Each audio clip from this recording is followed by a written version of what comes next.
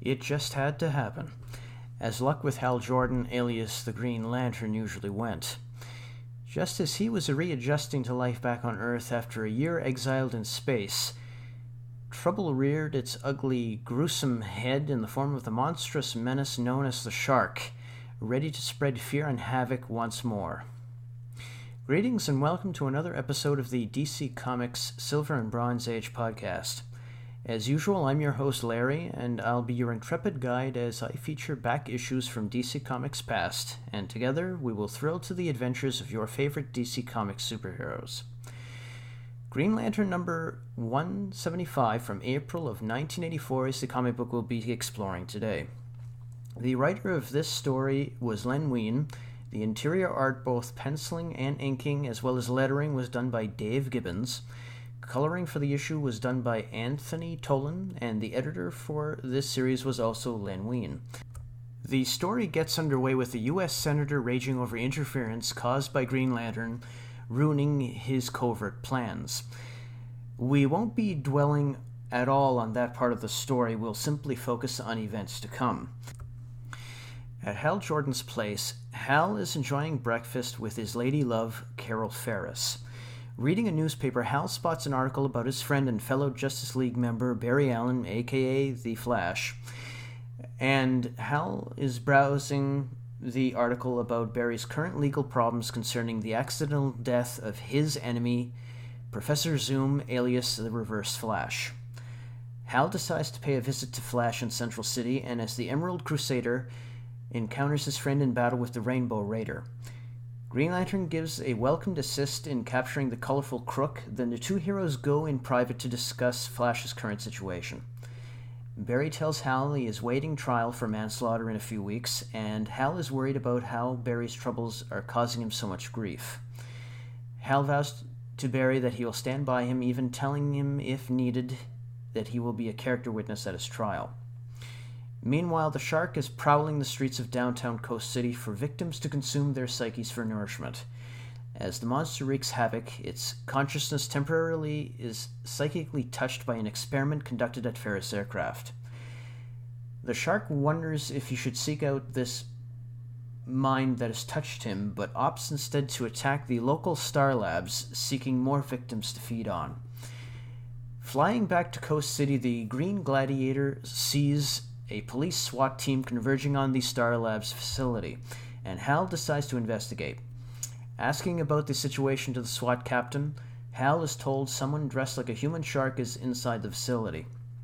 It doesn't take two guesses for the Green Lantern to figure out that the person behind the invasion of the Star Labs is none other than the Shark himself. And he asks the SWAT captain to hold his squad back for a brief period of time so he can stop the Shark. Green Lantern enters the building just as the Shark is about to attack another victim. The two foes crash outside the building, taking their fight out in the open, as the SWAT team hold their fire to see if Green Lantern can handle his enemy. The battle becomes frantic as Hal Jordan tries to fend off Shark's mental and well as physical attacks, at one point striking off a brief psychic onslaught. The monstrous menace soon gains the upper hand, however, grabbing hold of Green Lantern by his head and draining him of his psychic essence, rendering him comatose and vulnerable. The SWAT team open fire at the Shark, but his invisible force shield prevents him from being injured. The monstrous creature then flees the scene in seeming triumph, leaving Green Lantern lying unconscious close to death. Of course, in the very next issue, Hal Jordan recovers from his near-death encounter with the Shark, and eventually encounters his grisly enemy once more, resulting in an explosion of a Star Labs sea vessel in the Pacific Ocean that seemingly finishes off the Shark, or so it appears. Now, folks, I want to briefly discuss the origins of the close friendship between Hal Jordan and Barry Allen. Their friendship started, according to DC Silver Age continuity, in Green Lantern number 13, from June of 1962, called Duel of the Superheroes, where Hal comes into contact with aliens who want to use him to capture the Flash so that they can learn the secret of his super speed. The fellow members of the Justice League briefly clash in combat before eventually thwarting the aliens' plans. They also unmask, deciding to trust each other with their mutual secret identities. The next comic book they will appear together in would be in Flash number 131 from September of 1962, titled Captives of the Cosmic Ray. In that story, Barry Allen goes to Coast City to visit Hal Jordan. Then the Flash and Green Lantern team up to defeat an alien invasion threatening Coast City. It is pretty funny in retrospect to see how Green Lantern's close relationship with the Flash was started due to alien invasion. I guess they should be thankful for outer space creatures bringing them together as friends. Now, getting back to the small topic at hand, the two issues mentioned would start one of the closest heroic relationships in DC Comics history, spanning decades as each hero would visit the other and in doing so help each other out, thwarting supervillains and their villainous schemes. Another aspect of Green Lantern number 175 touches briefly upon an event that shook himself and his fellow members of the Justice League of America during the mid-'80s. The accidental death of the Reverse Flash caused by the Flash while trying to prevent the world's fastest villain from murdering his second fiancée, Fiona Webb. After defeating the Rainbow Raider, Hal and Barry discussed the Flash's present situation and troubles, and Hal couldn't help but think about the heavy torment Barry must be undergoing. I suppose for any hero being accused of a crime as heinous as murder in the course of combating crime must certainly play havoc with their minds and their spirits. And for a superhero like Barry Allen, who is also a valued member of the law enforcement community, it seems doubly disheartening. Certainly Hal felt deep sympathy for Barry's plight, but ultimately he knew that Barry needed to sort out his legal problems on his own. But Hal told Barry that he would be a character witness at his impending trial should Barry need him, a true testament to his unwavering readiness to stick by his friend no matter what. I suppose it could be said that Hal had a very similar experience only a year ago when he was judged by the Guardians of the Universe and sentenced into his 1-year exile in space, away from Earth, away from his family and his friends. The Green Gladiator sentence had ended, and he could go back to enjoying his freedom, but as for the Scarlet Speedster himself, his freedom was in a very limited condition until his manslaughter trial could commence. Now, on that note, we'll switch gears and talk about the great artwork in this issue of Green Lantern. Dave Gibbons was one of the British comic talents identified by Len Wein in 1982 for American publisher DC Comics. He was hired to do the art chores for the backup features for Green Lantern, and also in issue 200 of the Batman team-up title Brave and the Bold, and then became the main feature artist for Green Lantern starting with issue 172. His work on Green Lantern 175 is particularly inspired. The scenes where Hal Jordan flies into action as Green Lantern are given that extra bit of dynamism and urgency, as if it could be possible for the green-clad hero to literally fly off the page. In the scenes where the Shark is stalking the streets of downtown Coast City, Dave Gibbons gives the villain a menacing, terrifying aspect to his overall animalistic appearance, making him much more of an unearthly threat not only to the ordinary humans the creature preys upon, but also to the Green Gladiator himself. Of course, Gibbons was most famous for collaborating with British writer Alan Moore on the 12-issue limited series published by DC Comics called Watchmen, forever changing the way comic books and the superhero genre itself is looked upon. A remarkable landmark in the comic book industry, no doubt. One key comic Gibbons had worked on was also Superman Annual Number 11, penciling the main story called For the Man Who Has Everything, which was also written by Alan Moore. Although his penciling assignments were limited during his work for DC Comics in the 80s, Gibbons would leave his mark with his distinctive art style, with clean lines and dynamic anatomy work, making action scenes come alive with every pencil line and ink stroke. It's a shame Dave Gibbons was not assigned more art assignments on other DC titles, but such is the ways of working in the comics industry. Imagine what could have happened if he were allowed to be assigned issues of Superman, Wonder Woman, or Batman. Well, the possibilities there.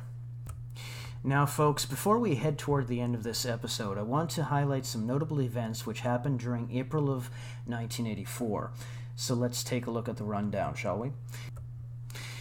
April the 1st, the death of legendary Motown singer and songwriter Marvin Gaye. Marvin Gaye was shot by his father a day before his 45th birthday. April the 2nd, Indian squadron leader Rakesh Sharma is launched into space aboard the Soyuz T-11. April 4th, U.S. President Ronald Reagan calls for an international ban on chemical weapons. April the 9th, the 56th Academy Awards, hosted by Johnny Carson, are held at the Dorothy Chandler Pavilion. Terms of Endearment wins Best Picture and 4 other Academy Awards. April the 12th, Palestinian gunmen take Israeli bus number 300 hostage. Israeli special forces storm the bus, freeing the hostages, with 1 hostage and 2 hijackers killed. April the 13th, India launches Operation Meghdoot, bringing most of the disputed Siachen Glacier region in Kashmir under Indian control and triggering the Sachin conflict with Pakistan. On April the 15th, Welsh comedian Tommy Cooper suffers a massive heart attack and dies while live on TV. Also on that day, the first World Youth Day gathering is held in Rome, Italy. April the 16th, more than 1 million people, led by Tancredo Neves, occupy the streets of Sao Paulo to demand direct presidential elections during the Brazilian military government of João Figueiredo. It is the largest protest during the Dias Já civil unrest, as well as the largest public demonstration in the history of Brazil. The elections are granted in 1989. April the 17th, WPC Yvonne Fletcher is shot and killed by a secluded gunman, leading to a police siege of the Libyan embassy in London. April the 19th, Advance Australia Fair is proclaimed as Australia's national anthem, and green and gold as the national colors. April the 23rd, United States researchers announced their discovery of the AIDS virus. April the 24th, an X-class solar flare erupts on the sun. April the 25th, the term of Sultan Ahmed Shah as the 7th Yang di Perutian Agong of Malaysia ends. April 26th, Sultan Iskandar of Johor becomes the 8th Yang di Perutian Agong of Malaysia. As usual on the entertainment front, 1984 became one of the biggest years for films during the 80s, with a list of movies distributed in theaters that became instant classics decades later. The teen comedy would start to get into high gear, resulting in a handful of successful films, including a few noteworthy films by writer-director John Hughes. And the summer blockbuster phenomenon would see prominence throughout the rest of the 80s. Starting in descending order along the way up to number 1 for the films in 1984, we have number 10, Splash from Touchstone Pictures, number 9, Star Trek III, The Search for Spock from Paramount, number 8, Romancing the Stone from 20th Century Fox, number 7, Footloose from Paramount, number 6, Police Academy from Warner Brothers, number 5, The Karate Kid from Columbia, number 4, Gremlins from Warner Brothers, number 3, Indiana Jones and the Temple of Doom from Paramount, number 2, and one of the most popular horror comedies of all time, Ghostbusters from Columbia. And holding the top spot for 1984 goes to the biggest comedy action film of the 80s, as well as the vehicle which brought this young comedian into Hollywood stardom, Beverly Hills Cop, starring Eddie Murphy from Paramount. Other notable films in distribution during that time were Against All Odds, Children of the Corn, The Cotton Club, Dune, Friday the 13th, The Final Chapter, Johnny Dangerously, The Last Starfighter, Missing in Action, The Muppets Take Manhattan, A Nightmare on Elm Street, Once Upon a Time in America, Purple Rain, The Revenge of the Nerds, Starman, and This is Spinal Tap. On the pop music scene during 1984, many top acts were trading places on the music charts, battling for the contested top spot on Billboard's Hot 100, and many British bands and artists were making significant inroads on the charts, leading to what was termed back then as the Second British Invasion. Also, many outstanding Motown artists were making spectacular successes on the charts, in record sales, and on the airwaves. So according to Billboard magazine, from descending order, we have number 10, Phil Collins with Take a Look at Me Now Against All Odds. Number 9, Nena with 99 Red Balloons. Number 8 with Wham with Wake Me Up Before You Go-Go. Number 7, Frankie Goes to Hollywood with Relax. Number 6, Cyndi Lauper with Girls Just Wanna Have Fun. Number 5, Tina Turner with What's Love Got to Do With It. Number 4, the collective group Band Aid, featuring the British artists at the time, with the hit tune, Christmas tune, Do They Know It's Christmas? Number 3, Prince with When Doves Cry. Number 2, George Michael with Careless Whisper. And the number 1 hit single for the year 1984, according to Billboard magazine, was I Just Called to Say I Love You, performed by that wonder boy of Motown hits, Stevie Wonder. All right, folks, I guess that will end this episode for now. Before I say goodbye, I'd like to thank everybody who listened to this, and I invite you to stick around with me as I continue this podcast.